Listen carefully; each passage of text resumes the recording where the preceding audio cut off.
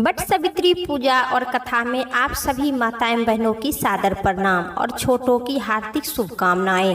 प्रत्येक वर्ष जेठ मास की अमावस्या को वट सावित्री पूजा किया जाता है। आज के दिन आपको इस वीडियो में वट सावित्री व्रत की संपूर्ण कथा सुनाती हूँ। मंचित और श्रद्धा से आप सभी इस कथा को जरूर सुनिएगा।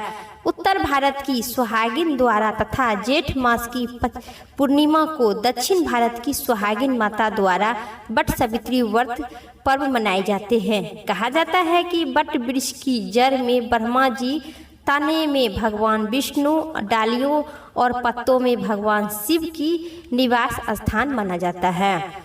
इस व्रत में माताएं वट वृक्ष की पूजा करती है। सती सावित्री की कथा सुनी अथवा कही जाती है। इस कथा को सुनने से सभी माता को अखंड सौभाग्यवती की प्राप्ति और कामना पूर्ण होती है।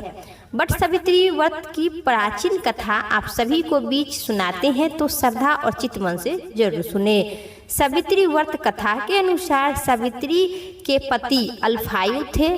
उसी समय देव ऋषि नारद आए और सावित्री से कहने लगे कि तुम्हारा पति अल्फायु है, आप कोई दूसरा वर मांग लीजिए।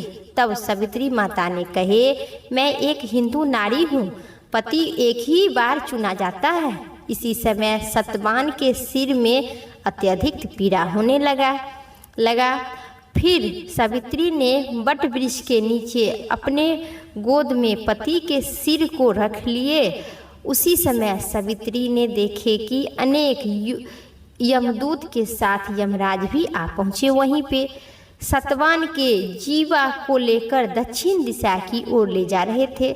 यह देखकर सावित्री भी यमराज के पीछे पीछे चलने लगे।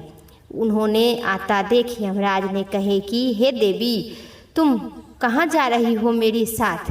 तुम पतिव्रता नारी हो, तुम पृथ्वी ही तक पति पत्नी के साथ देती है, अब तुम आपस लेट जाओ। उनकी इस बात पर सावित्री माता ने कहे कि जहाँ मेरे पति रहेंगे मुझे उनके साथ ही रहना है। यह मेरा पतिव्रता धर्म है। जहाँ मेरी पति दुख और सुख में मैं दोनों साथ धरती पर रही हूँ और आपके साथ भी मेरे पति को प्राण ले जा रहे हैं, तो मैं अपने पति के साथ ही जाऊंगी। यह देखकर यमदूत भी आश्चर्यचकित हो गए। कितना बार मना करने पर सावित्री माता एक नहीं मानी। जो आज ही के दिन जेठ अमावस्या को वट सावित्री पूजा सभी भारतवर्ष में उसी दिन से मनाए जाते हैं, तो माता सावित्री ने उनको यमदूत कहने लगा। लेकिन सावित्री के मुख से यही उत्तर सुनकर यमराज बड़े प्रसन्न हुए। उन्होंने सावित्री को वर मांगने को कहा और बोले, मैं तुम्हारा 3 वर देता हूँ, बोलो तुम कौन सी 3 वर लोगी? तब सावित्री ने सास ससुर के लिए नेत्र ज्योति मांगी, ससुर का खोया हुआ राज आपस मांगे एवं अपनी पति सतवान के 100 पुत्रों की मां बनने का वर मांगे। सावित्री के यह 3 वरदान सुनने के बाद यमराज ने उन्हें आशीर्वाद दिए और कहे, तथास्तु, ऐसा ही होगा। सावित्री पुनः उसी वट वृक्ष के पास लेट आई जहां सतवान की मृत शरीर पड़ा था।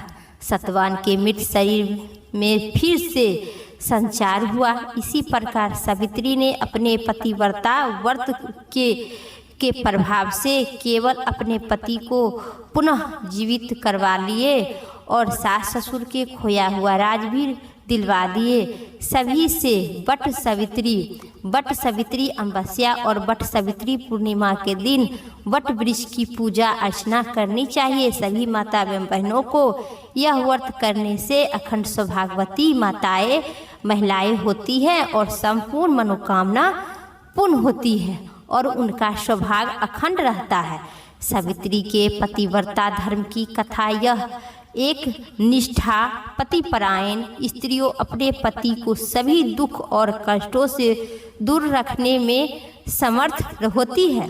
इसी प्रकार पतिव्रता धर्म के बल से ही सावित्री ने अपने पति सतवान को यमराज के बंधन से छुड़वा लिए थे।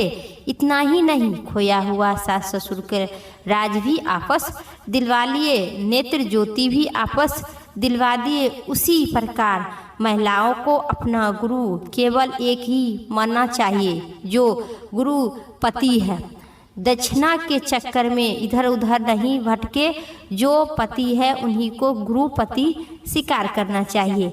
इसी प्रकार जो माता एवं बहनें अखंड सौभाग्यवती की प्राप्ति के लिए वट वृक्ष की कथा पढ़ी अथवा सुनी जाती है, जो माता एवं बहनें इस कथा को सुनते हैं, हुंकार भरते हैं, उनकी सभी मनोकामना पूर्ण होगा और अखंड सौभाग्यवती की प्राप्ति होगी। प्रेम से कहिए सावित्री माता की जय, सत्यवान की जय। अगर आज की वीडियो पसंद आई तो एक लाइक करके कमेंट बॉक्स में सावित्री माता की जय जरूर लिखिएगा।